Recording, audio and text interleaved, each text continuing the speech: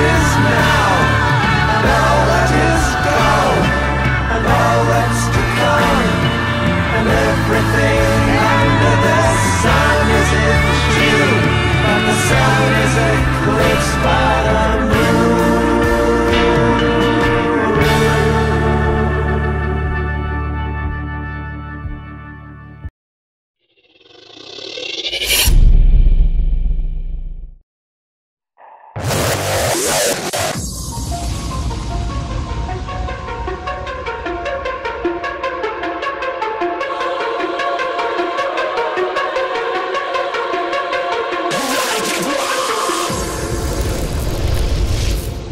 I like it raw. Raw. Ooh, baby, I like it raw. Ooh, baby, I like it raw.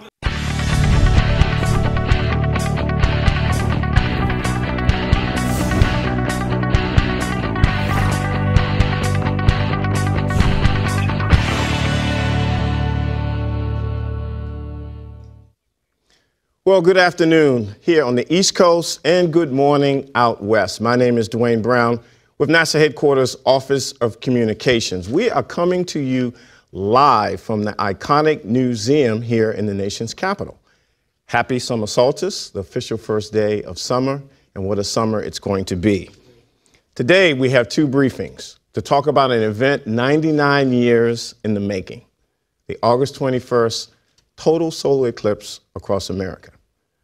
Now, in these briefings, we'll talk about and hear about safety in viewing the eclipse, travel, and of course, the science. The first briefing, through the eyes of NASA, you will hear the unprecedented assets from America's space program. Spacecraft, airplanes, balloons, and a little bit of everything in between. Also, the National Oceanic and Atmospheric Administration have their own unique assets. You'll hear about those. Coming back down to Earth, directly affecting the public, obviously, the parks. There will be extraordinary record numbers of crowds at our national parks. You're going to hear about to be better prepared. And of course, to get to those parks and the festivals and the museums and a whole plethora of activities across the country, the Transportation Department will talk about the highways and byways so you can be better prepared. We'll then have a brief intermission after our first briefing concludes. And don't change that dial, because during the intermission, we're going to have safety videos and a lot of other important information for you to be better prepared and thinking even more about the the August 21st event. Then our second briefing will be about the science. Scientists have been preparing for this extraordinary event for years. You're going to hear about what they're doing, their activities, and why you, the public, should care, because we're probably going to see a lot of new folks going into the scientific field after the August event. And of course, during both briefings, we'll have question and answer starting here at the museum and then on the phone lines and social media. You're going to hear several news sites or websites. For the NASA, everything about the eclipse through A through Z, and you may want to commit these to memory, eclipse2017.nasa.gov. There will be lots of interactive information there, products, and if it's not there, well, we'll get it up there. You let us know. And then on the August 21st date, nasa.gov/eclipse live, the NASA television broadcast with some bells and whistles, the International Space Station, images through the eyes of NASA, and the Eclipse Live also will have Spanish content. So make sure that you tune in for that and much, much more. Social media, hashtag Eclipse 2017. They're going to be record numbers of social media. Follow us on that hashtag and also on YouTube, Facebook, and Twitter, all of those types of social media platforms. Now, before I introduce you to our panel, something special has already happened.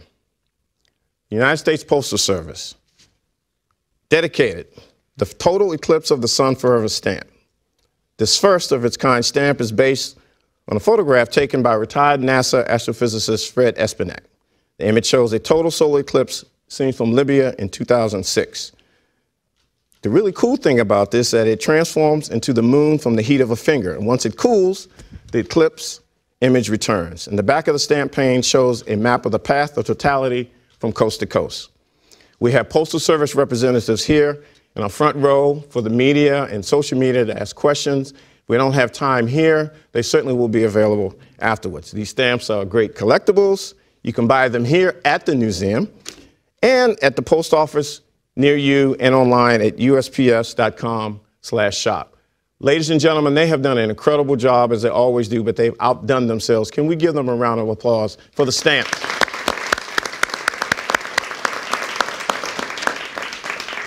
Okay, before we get started, let me introduce you to our first panel. Thomas Abukin, Associate Administrator of NASA's Science Mission Director at the agency's headquarters in Washington. Vanessa Griffin, Director of the National Oceanic and Atmospheric Administration's Office of Satellite and Product Operations, Suitland, Maryland.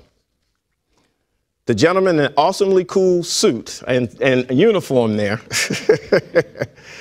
Brian Kallstrom, Deputy Associate Director of the Natural Resource Steward and Science at the National Park Service in Washington, and Martin Knopp, Associate Administrator of the Office of Operations in the Federal Highway Administration in the U.S. Department of Transportation in Washington.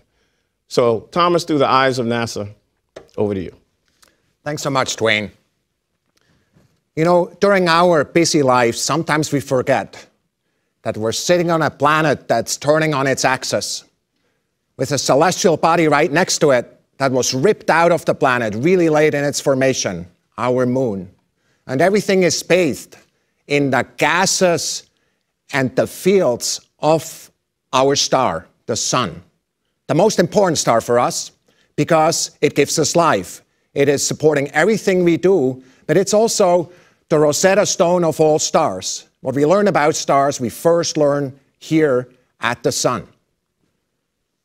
So the eclipse is important because these bodies come into alignment in a cosmic moment that we're all being part of.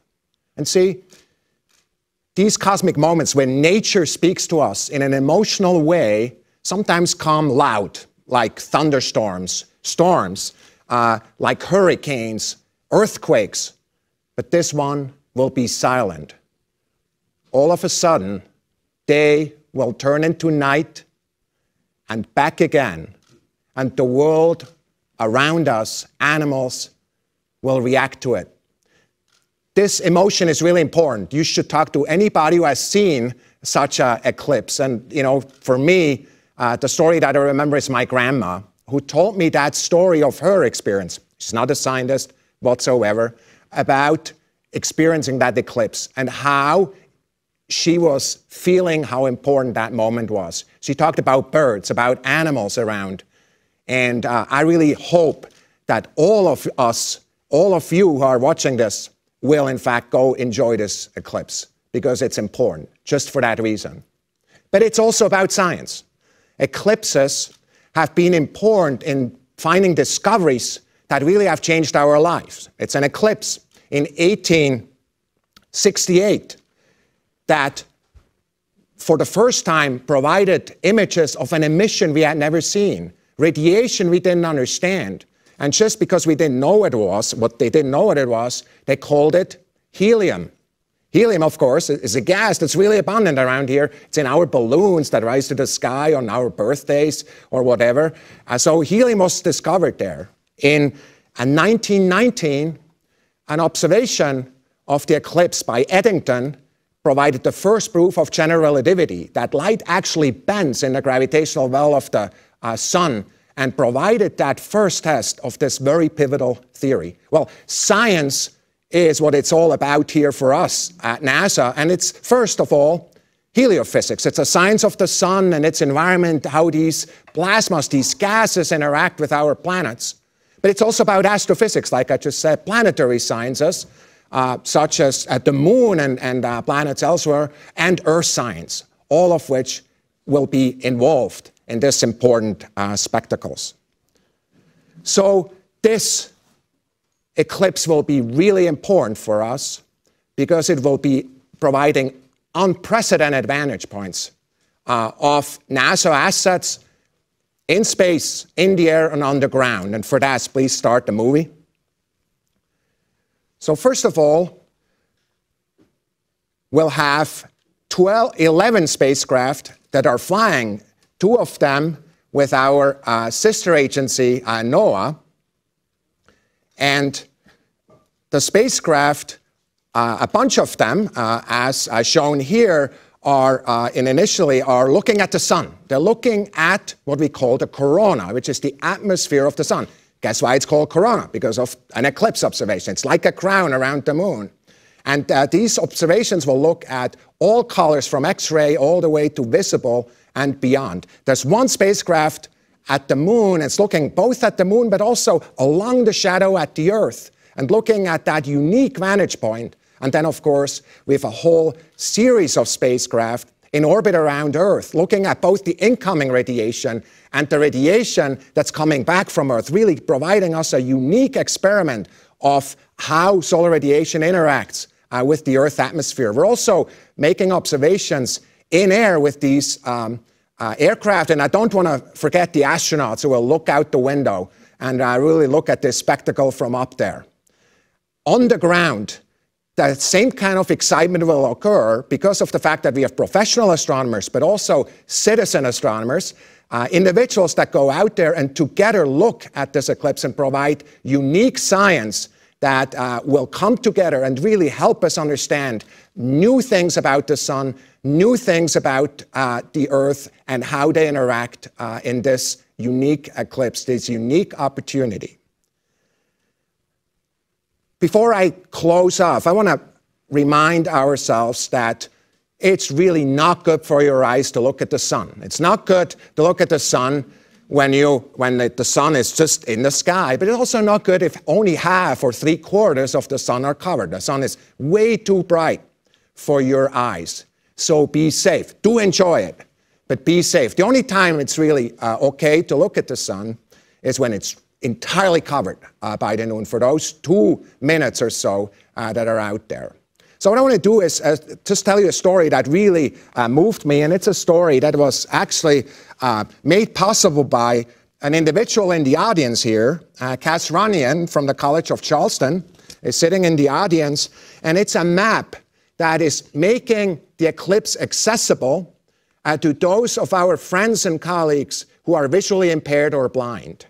And so what this provides is a map that these individuals can feel and really get the geometry both of this shadow across the country, but also of the corona and the entire lineup of the sun and the moon. So I'm just so excited that also in this case, our friends that do not see the light of the sun can really be part of that enormous experience. Of course, they will also hear, they were going to feel, but they can also touch it here. But what I'm going to turn it over now to you, Vanessa, and tell us about NOAA and the assets that you have. Thank you, Tommy. First, I want to say that your comment about the emotion of an eclipse is really dear to me as well. I think I saw my first and only eclipse back in '79 as an undergraduate student. And that experience helped me formulate in my own mind that idea that I wanted to have a career in science. That's the kind of thing that something as simple as a total solar eclipse or a partial eclipse can really inspire in our students around the country. But anyway, so as you heard already, this is a 99-year event. It's been 99 years since a total solar eclipse crossed the entire U.S. from the west coast to the east coast. And NOAA is very excited to be able to help you experience that with providing views from our satellites of the eclipse as it's happening. Of course, there's 2 factors involved in whether you will see this eclipse. One, the geography of where you live. Are you in the band where the total solar eclipse will be occurring? Or will you be in the remainder of the United States, which will have partial viewing of an eclipse? And of course, the other factor is whether there'll be clear weather for you to experience the view. So we'll talk about that. You may not be aware, but NOAA owns and operates all of the nation's weather satellites, a series of very high resolution, very capable satellites that allow us to view the eclipse from different perspectives. And we'll be doing that on August 21st. Can I have my first graphic, please? This is a graphic that shows all of NOAA's satellites and the very orbits around the Earth that they are in currently. We have two particular ones I want to talk about. One is our Discover satellite, which is outside the Earth's orbit. Actually, it's outside the lunar orbit as well. So it has a camera on board, a NASA camera Epic, that looks back at the Earth. And with that image, we'll be able to actually capture images of the moon moving across the continent as the eclipse occurs.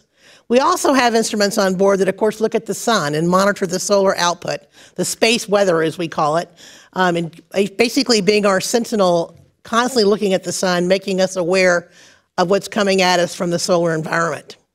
And, of course, we'll learn more about that. You'll hear more about that in the science discussion later. Our other satellite, our newest next-generation GO-16 satellite, you may have heard your local meteorologists around the country raving about this new satellite that we have. It provides us just an incredible new capability. We have probably the most advanced instrument ever developed for monitoring the weather on the Earth. It's currently in testing. It launched in November, and it's going through a series of tests. We actually won't be moving it into operations until next November. But in the meantime, we're going to use its capability to monitor the eclipse as it occurs. For instance, we're developing our scanning strategy now, but we hope to have 30-second images of the lunar shadow on the Earth as it moves across the continent from the GO-16 satellite. But GO-16 is also armed with a new instrument, a very high-resolution, high-powered camera that looks at the sun. This camera will be looking at the sun during the eclipse, and we do expect to see effects from the eclipse in the image, be able to see the moon's image in the image. And of course, this camera looks at the sun constantly to monitor the sun's activities and what's happening as we go. We have a number of other satellites, our polar orbiting satellites, including SUMI MPP, NOAA 15, NOAA 18, and NOAA 19, as well as our partner satellites from Europe. Because these are polar orbiting satellites, many of them will actually be orbiting the Earth and crossing over the United States during the eclipse period. And we'll get images again of the lunar shadow in those images. So it's going to be fascinating. We can't wait to see the data. Of course, the most important thing, if I'll bring up my next graphic, please, the most important thing is what will the weather be? So this graphic was produced by NOAA's National Center for Environmental Information. And it shows that as the eclipse moves west to east across the United States, there's an increasing likelihood of cloudiness in the areas of where you'll be able to view the eclipse. This is due to many factors. For instance, if you look at the western coast of Oregon and the southeastern states, you see areas, again, that'll have a higher likelihood of cloudiness because of the humidity that they have on average. Now, this is taken from historical data. This is not a forecast. It's just the historical average, the percentage of cloud cover that you can experience or expect based on history on August 21st in the afternoon. There are many other factors also that involve your ability to see the eclipse. One is your geography, the terrain. Are there mountains, other things that would limit your exposure time, your view time, and also fog and other events that could happen. And of course, this is late summer. It's late August, and it's mid-afternoon. And we know what that means. That means a chance of showers and thunderstorms. And so again, as you look at this graphic, you see the eastern half of the United States is much darker, again, because of the presence over time on that day of thunderstorms and showers in the afternoon. So we certainly hope you have clear skies, but we wanted to let you be aware of what you could expect if you're planning to travel and you want to know where to go. NASA's very excited about the eclipse, very excited, if we bring up my next graphic, about helping you get information that you want. So we have a series of websites we've put together that show NOAA's data, not NASA, NOAA's data. And of course, our NCEI data sites is other things. We hope you have clear skies. We hope the weather's great. We hope you have great viewing of the eclipse. We're excited about it. And I know that many of you will be traveling to try to find locations where you can best view the event. And many of those will be in the national park. So I'll hand it over to Brian to talk about the national parks. Thank you, Vanessa. Yes, the eclipse is a very significant event for the National Park Service, and we hope many of you will come and enjoy it in your national parks. It's a special day for everyone. As a couple of experiences have been shared, this is your opportunity to create your experience related to the eclipse so that you can hopefully one day perhaps share it with your family or even your grandkids.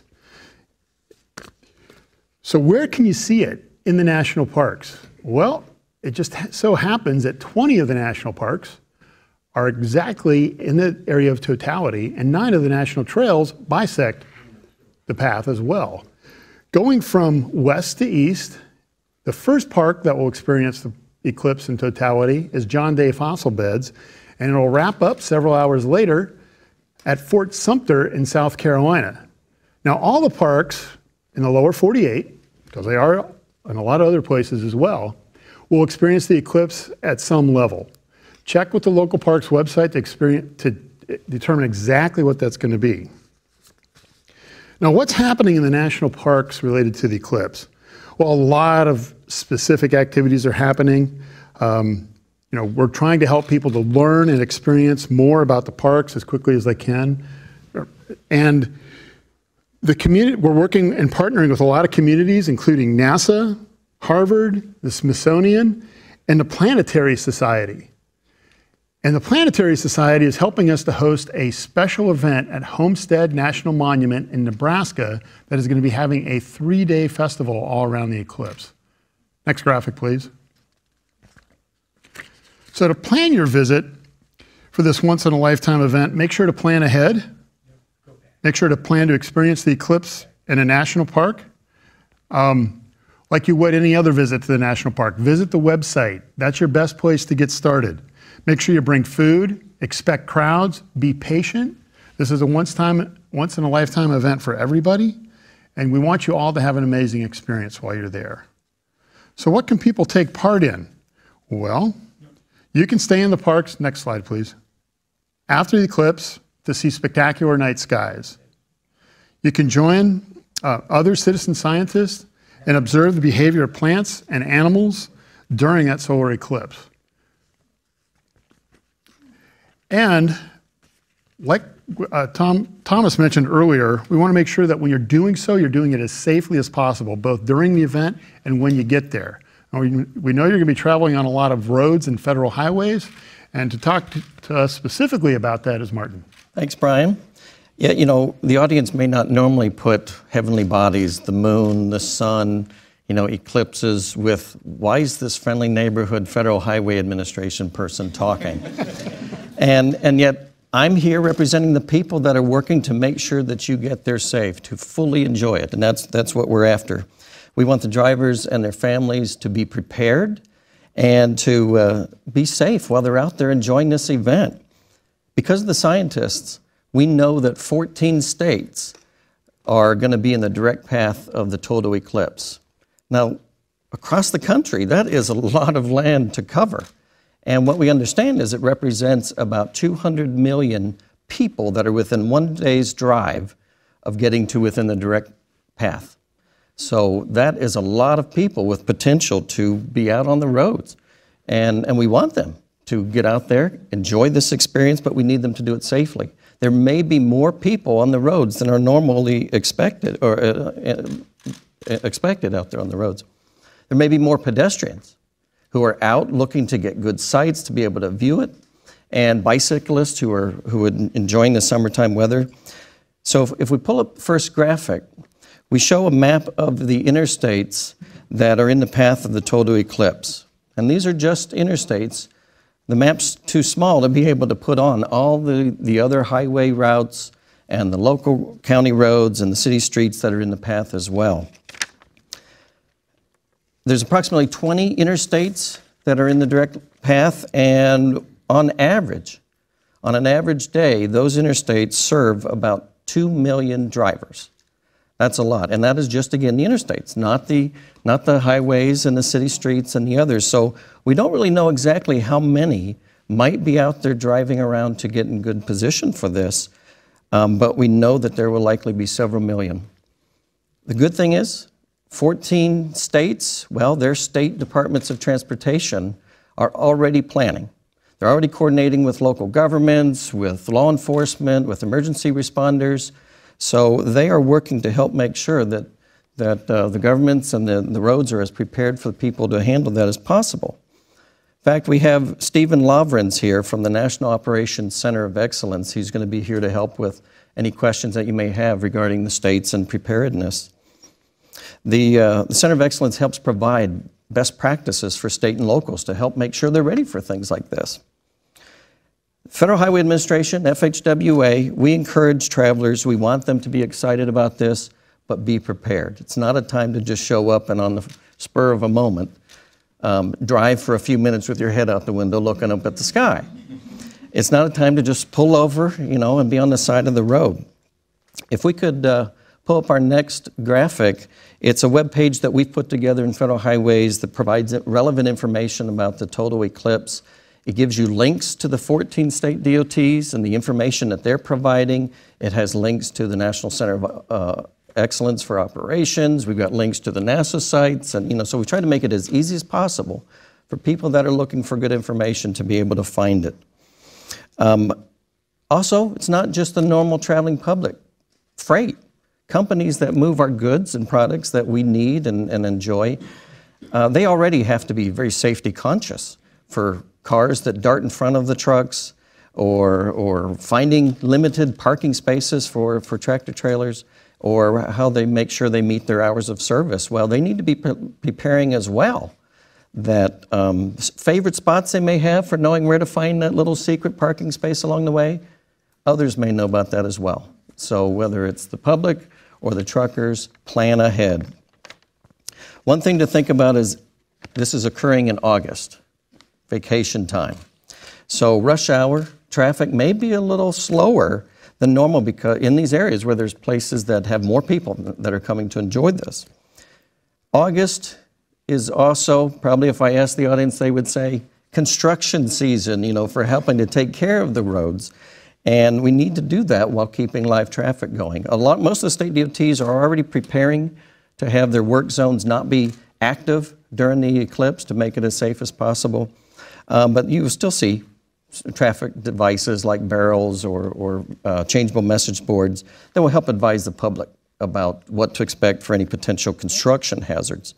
But work zones are tough enough to keep everyone alert and engaged for it. So you may be coming upon speed limit reductions, lanes that are closed, lanes that are narrowed or moved. So the things that you see normally, we're trying to mitigate that as much as possible. If we pull up the last graphic here, but what we need is always be alert and be conscientious drivers. Don't let this solar phenomenon eclipse good judgment. There is a concern for distracted driving. We have that without the eclipse. The eclipse is certainly a wonderful thing that's going to capture our attention. We want to be as safe as possible. So if you get one message out of this is prepare in advance. Don't do it on the spur of the moment. We lose way too many lives on the highways already, and we want to make sure that this runs perfectly and people enjoy this event. A few tips, you can get them also on our website, but you heard me earlier, don't stop along the interstate. Don't drive with your head poking out of the window. Don't just pull over. You've got pedestrians and others that are out there. Be careful. If everyone is driving, staring up at the sky, and everyone on the side of the road is staring up at the sky, then who's looking out for each other? We're looking at a wonderful event, but we need to take care of each other along the way. Turn your headlights on. Don't rely on automatic lights to come on. And as I said, watch out for pedestrians. Finally, as always, buckle up, put the cell phone in the glove box. You don't need to be talking on the phone. I've gone 7 years without having a phone call while driving, and the first 2 weeks was maybe a little itchy, but after that, I haven't missed that at all. So my advice, take back peace of mind that you want. Take back full control of your mind and attention from distractions. So make this a great event. Be safe, and on behalf of the Federal Highway Administration, thank you very much. Well, thank you. And if you're just joining us, we're coming to you live from the museum here in the nation's capital. And this is our first of 2 briefings to talk about the upcoming total solar eclipse across America on August 21. We are now going to transition into question and answers. We have a number of folks on the phone, social media, and of course, media here. Again, we have a second briefing coming up to get more deep dive and more specific on the science. This is about preparation and the assets to bring you a wealth of images and data, both before, during, and after the August eclipse. So what we'd like to do is see a hand, if you can wait for the mic, and give your name and affiliation, please. Seth Borenstein, Associated Press, for Martin Kopp. You said most states are going to be putting work zones aside during the eclipse. What states have not responded yet or are not going to be doing that? And what time period are you talking? Because there are a lot of eclipse chasers who are going to, I mean, it's not the time of the eclipse, it's sort of the several hours beforehand. So that day, I think it's a Sunday, right? Or I mean, are you looking at the entire day of work-free zones for these places? What are the recommendations of the Highway Administration, and what states are not doing it? Great question. Right at this point, we haven't gathered all the information to know which states, because they're still working on their plans. And you're right, they're looking at not just covering the 2 minutes plus of the eclipse, but to help make sure that the travelers that are going there on special events, whether it's over the weekend, I do need to clarify that they're not getting rid of their work zones. You know, it's hard to do when you've got different pieces of the infrastructure under work. What they're not going to do is have it active.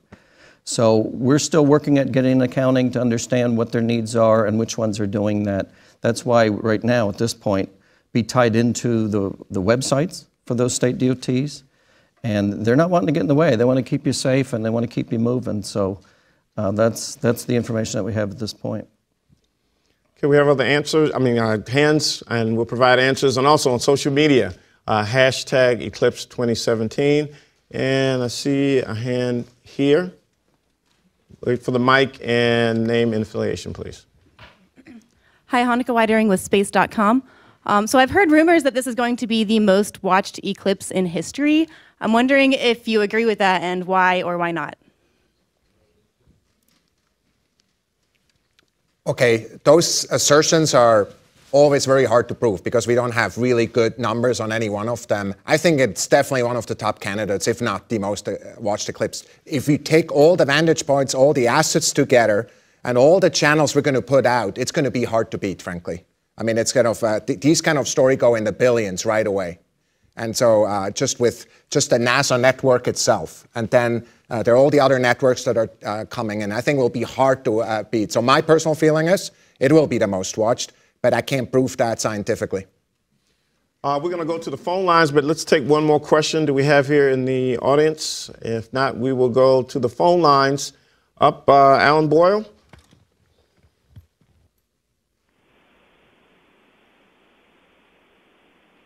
Do we have Alan on the phone? Okay, let's see if we can do a little turn here. Yes, let's go social media. We're starting to hear there's a lot of chat on there. So I'm going to go to my colleague over at the social media desk, Jason Townsend. Jason, what's the crowd talking about across the country? Thanks, Dwayne. There's definitely a lot of excitement out there, but some folks want to know a couple of things. First off, Twitter user B asks, where can we buy Eclipse glasses? The Eclipse 2017.nasa.gov website has a number of pieces of contact information. There's also actually through the STEM activation programs at NASA, some of these classes have been distributed through libraries, through a series of organizations. But if you cannot find the answer around your neighborhood, do contact us over the website and we'll help you find it. And let me also ask, it's my understanding that over 5,000 libraries across the country have the glasses. So across the country, your libraries, check those out. And as Thomas said, go to the websites. But check out your libraries, 5,000 across the country. One more, Jason? Wonderful. Next question here comes from Facebook user Michael, who asks, when the eclipse happens, does the sun get cold? So the eclipse is truly an event that is all about the vantage points. The sun, if I was in space and with the spacecraft looking at the sun outside of the Earth, there's absolutely no indication of the eclipse. So basically what happens, of course, the sun itself is the sun. Now what's happening though, if I'm on the ground and I basically feel the temperature of the sun on my skin because of the fact that the sun disappears and it's getting dark. Yes, it will feel like it's cool, but it's entirely a perception because of the shadow cone of the moon being right on top of us. So the sun will not know about the eclipse, but you will. Okay, Jason, we're going to go to the phones and I'll come back to you. So let's go back to our phone lines. And I believe we have WTOP. Greg? Hi, good afternoon. And thank you so much for this great event. I basically had two quick questions. For Department of Transportation, where do you expect the largest congregation of people to be, just so our listeners can be aware of that? And secondly, for NASA, if it is cloudy, based upon NOAA's predictions, where can people tune in to see the live coverage of the event? And thank you very much. For the first part of that good question, you know, we're taking that in. We know that Nashville is likely the largest metropolitan area that's in the direct path. So how much they have to travel, you know, within Nashville, or those that are trying to go to Nashville. There's also, though, some places that want to be out of the city lights and into the national parks and others where they can get a splendid view there. So I'm looking at Stephen Lovrance from the Center of Excellence. Do you have any additional information, Stephen? No, I mean, I think that's about, thanks. That's about the same information that we have. I'm not sure if this is on, but yeah, I mean, pretty much anywhere along the path of totality is going to see a lot of people. I mean, the transportation agencies that we've been working with, you know, they're working with local businesses and hotels, and have found that a lot of places along the entire path, you know, hotels have been booked out for 2 years in advance. I mean, sold out for years in advance. And so I think pretty much anywhere you go, there's going to be a good bet that you're going to be facing some pretty significant crowds. Thank you. I want to answer the second question. I'll answer the first one, the first half, and then kick it over to Dwayne here. But first of all, with NASA, with all these vantage points, we will provide a non-stop view of the solar eclipse, kind of from the west to the east, through a variety of assets. We actually have, I'll tell you, I'm going to be in an airplane right off the coast of Oregon, and to really start this off, as the shadow is really hitting the coast, we will then have balloons, we have aircraft, and we have, of course, ground-based and space-based assets that will make this available nonstop. Talk about NASA TV. Well, again, if we can put up the websites, commit this to memory, ladies and gentlemen, across the country. NASA.gov/Eclipse Live. That will be where the NASA broadcast will be. We will have all types of other content, Spanish content, NASA.gov/Eclipse Live. Get that locked into memory. And again, if you want to go through Eclipse through A through Z, eclipse2017.nasa.gov, everything you need to know about it. But on August 21, NASA.gov/Eclipse Live for the program, live content, and if you want to see it through the eyes of NASA, Eclipse Live is the way to go. Next on our phone, Alan. Yes, hi. Sorry about that mute button. I wanted to ask whether you really are prepared for the crowds. I can imagine people actually camping out on the side of the interstate or jamming up the roads, not only interstates but also local roads. Is the Department of Transportation getting out the word, and are there any particular things that are being done to anticipate what might be a big traffic jam? You know, I'm trying not to imagine people out alongside the interstates as well, so hopefully that doesn't come to fruition. That's one reason why graciously we're happy to be here with the other panel members to help get the message out. The state DOTs are preparing public information campaigns beyond just posting things on a website, and they are going to be preparing for the areas that they can at least take the greatest priority for where they think people may be going. So we're trying to get the message out to everyone. It's important, as I said, that you don't just go in a spur of the moment, say, hey, let's drive up and take a look at this thing, pull over on the interstate. Right now, there is controlled access to the interstates, and the state DOTs are responsible for that, and they're working on plans to try to help make sure people are safe. Okay, we're going to go back to social, but again, and I'm going to sound like a broken record for folks, NASA.gov/Eclipse Live, the NASA through the eyes of NASA show, but also the web content there. A lot of interactive activities. Go there. We have a video that will show all of the bells and whistles there. But commit the memory if you can. NASA.gov/Eclipse Live. Live television, internet, and everything else in between. Jason. So this next question comes from Twitter user Joseph, who asks, what concerns or precautions should we take with very small children, maybe 3 and under, when viewing the eclipse?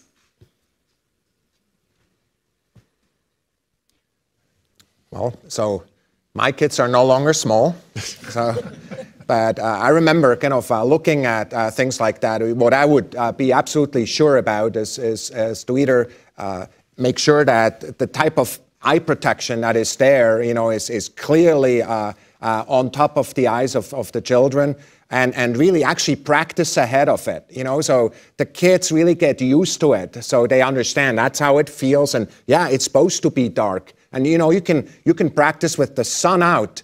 The other thing also is that if you're out there for quite a while, let's say in the West, the sun is really burning down on you. So be sure that your skin is protected, especially the skin of smaller children that, as you know, is so sensitive. And also be sure that you bring enough water and make sure you stay kind of healthy as you're out there and really take this in. So again, protect the eyes, really diligently practice it, protect your skin, and stay hydrated.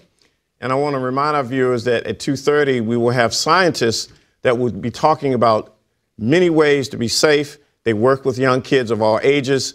Stay tuned, watch out, and we'll have that question answered to complement Thomas's. So don't miss the scientists coming up. You'll be pretty amazed at some of the things and how you can protect, but also some creative ways to look at the eclipse safely. We're going to take one more social, and then we're going to go to the phone. All right, this question comes from Twitter user Ben, who asks, how can watching the eclipse at different altitudes, especially in and on mountains, change the viewing experience? What do you think, Park Ranger? You'll be slightly closer. From a physics standpoint, I'm not sure that the cone of the moon through the shadow of the totality is going to be all that much difference with any elevation gain you might be able to achieve. That might be different in an airplane, perhaps. But in terms of what you could experience by going up or down a mountain within a park or other public lands, probably be pretty minimal. Is that a satisfactory answer from a scientific standpoint, Thomas? Yeah, I mean, as you know, like I'm totally faking it. I already told you that I've not experienced it myself. Growing up in the mountains, though, I think the one thing I would say is like, okay, so the geometry relative to the moon and relative to the sun, of course, will not significantly change. What will change is your perspective. So basically, what you will see standing up on that mountain, you'll see the shadow cone hitting the valley, and the valley, and what you see is a much broader perspective of the kind of impact that this transition has, just as opposed to being in a flat place, you'll see down and up, and I think that's just a unique thing for a guy who grew up on a mountain. That's where you want to be. And Brian, you've got the cool uniform on, so whatever answer you give, it's pretty good. Okay, let's go back to the phones, and I believe we have the Washington Post. Trina Bell. Trina.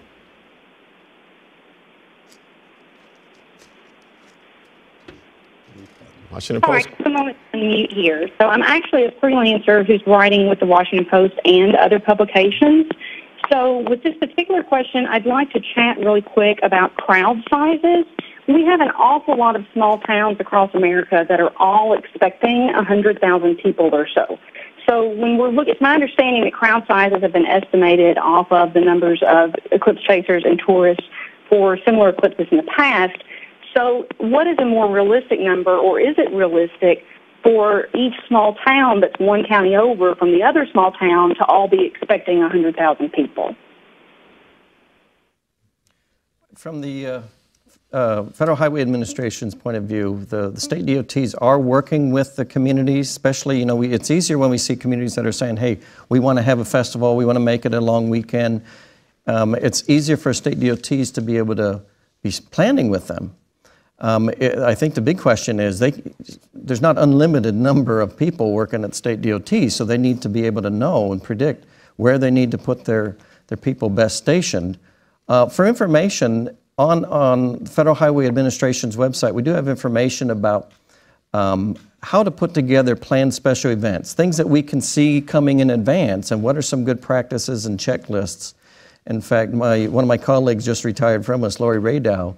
She's an expert in planned special events. She's here in the audience and help put together the information. And so that would be one source that I would say the communities for free can go to the Federal Highway Administration website and look up information about planned special events and use the information that's there to help find out what things they thought about and what things they haven't.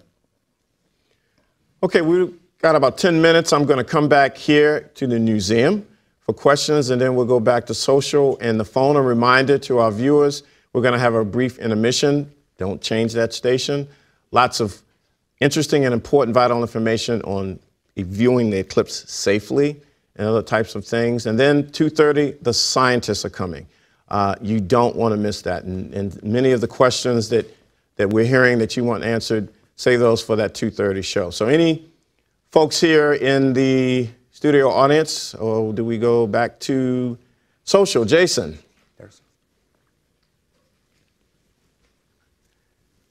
All right, then. So user Veronica on Twitter is asking, can we see the eclipse in Europe at all? Even just a bit?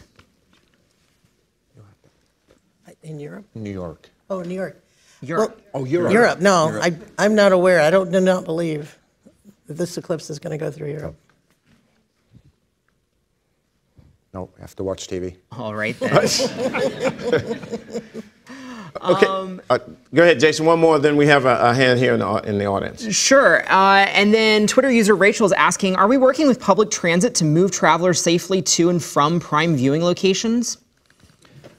We are in touch with transit properties, but they only go so far in their jurisdiction. So places like Nashville, there's already good infrastructure in place for transit. You talk about the Park Service, if there's anything special that you're doing there. For long haul, it would be getting the information out to the motor coaches to help make sure that they're prepared.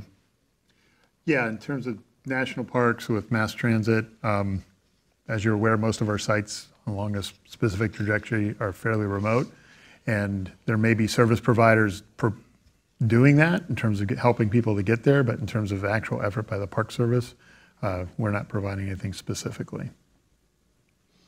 Okay, we're going to come back, and you have the mic, but we also have some social media folks here in the audience. So if you guys want to ask questions, I'm going to see if we want to come to you next. But go ahead, name and affiliation, please. Janet Heaton with NASA Social. So there we go. You got us. I have a question from a Twitter follower, Michelle, asking, for the International Space Station, what will they observe from the space station, and what can they expect to see? Well, that's a very good question. We are still evaluating what that will be, so stay tuned. We want to get out early. We're 2 months out. Well, we're going to have a better picture of the International Space Station with more specifics probably about 2 weeks before the eclipse. So stay tuned. We'll get that out to you as soon as possible. Okay. Any social media here? We got a hand here. Let's go. Hold hand up high. Please identify yourself. Hi, I'm Jen Hallwell with Go Beyond. So one of my followers, Andrew, wants to know, given the recent wave of sort of anti-science sentiment that we're seeing across the U.S., how is NASA focusing its outreach efforts to get people more excited about science? Is this eclipse part of that? Is that something you guys can comment on, or do we have to keep it about the eclipse? No, we'll keep it about life. That's good. So working at one of the most exciting science organizations in the world at NASA, we feel that it's absolutely critical to keep talking about science and the impact that science has. Science not only changes what we know, but sometimes changes entirely how we think about life itself. And the kind of how I started today talking about really where we're at in the world is one of those vantage points. Also, we keep repeating and really want to show tangible examples to show how science protects and improves lives. The kind of work that you do, Vanessa, NOAA, that really predicts these storms, it's all truly a benefit of science investments over many, many years that now save lives today. We have these cameras out there that in fact work and do the kind of amazing, get the amazing data that we use every day, not just to figure out how we dress, but to get out of the way of harm. And so for us, really talking about the benefits of science that every one of us has is one of the ways we address the kind of worry that is being expressed. And again, for the 2:30 with the scientists, you hear some interesting perspective from them, so keep that in mind. So Seth, I'm going to come back to you, and then we're going to begin wrapping up. Can we get Seth another mic? And if there are any other hands after Seth, I'll go one more social to Jason, and then we'll wrap up. Thank you. Seth Borenstein again at AP. For Vanessa, given that for the weather for an eclipse, eclipse watchers are especially not just looking at, is it partly cloudy, mostly sunny. They're looking for far more specifics, and they're looking 2 or 3 days in advance so that they can chase an eclipse, chase the good weather. What kind of is NOAA going to be doing anything special in terms of resources and eclipse forecasts, and changing, a forecast that's more aimed at here is the sky coverage you're going to get, and especially 2 days in advance when you need it more? Sure. I pointed out we have a number of websites that we'll be posting information about, including Weather Service sites talking about the weather during the eclipse. And I just want to remind everybody that, while 2 months out we can say, from historical record where the clouds tend to be, we clearly don't know yet on August 21st where the clouds will be. So definitely stay tuned to your local weather forecast and the Weather Service forecast, and use they will have tools. They'll have, I'm sure, plenty of information out a few days ahead so you can make decisions on where you might want to plan your visit if you have choices of where to go to look, to view. Vanessa, I said October 2. You must be a football fan like me. So. Will there be a special eclipse website at NOAA just for weather watchers? As I know there are places like people like Jay Anderson. I'm not quite sure what content they're planning for those websites yet, because I think it's still in work, but we will get back with you and let you know. And finally, you mentioned Discover satellite. Yes. How crucial is it, especially given that it is being slated for being killed off by this administration? Oh, the Discover satellite's not being turned off. The Discover satellite's used in operations daily to monitor the sun's output and to provide us the weather warnings of space weather. What you're talking about is the EPIC camera and the money to operate the EPIC camera, which is the one that looks back at the Earth. But the Discover satellite itself is in operations and will remain so. Okay, Jason, let's take us home with one more question and we'll wrap up. Sure. So Twitter user Glad You Know is asking, what time will this eclipse begin? You have the time? I don't have it right committed to memory. It's 10:04. You give him identify yourself, please. Hi, this is Alex Young from Goddard Space Flight Center. So on the West Coast, it's going to get to Oregon at about 10:15 a.m. local time, and actually ends in South Carolina around 2:45 p.m. local time. And it takes an hour and a half to get across the country. And if you go to eclipse2017.nasa.gov, we have an interactive Google map. You can click on any point in the United States and find out all the specifics of timing. Excellent. So, ladies and gentlemen, we're going to wrap up here. Now, again, don't change that dial. We're going to take a brief intermission with some safety videos and other Eclipse content. We can come back here at 2:30 with scientists. You really don't want to miss this discussion. I want to thank our host, the museum, our panel, all of the organizations here, and the fact that we are getting ready. We're 2 months out. We're still going to be updating all of the websites that you've heard. Go to nasa.gov/Eclipse Live. Remember that for the live show. Hashtag Eclipse 2017. And we're going to do one last thing, and I need audience participation. We talked about safety, safety, safety. Get those glasses. Get ready for the eclipse. We will be August 21. We're prepared. We'll see you at 2:30.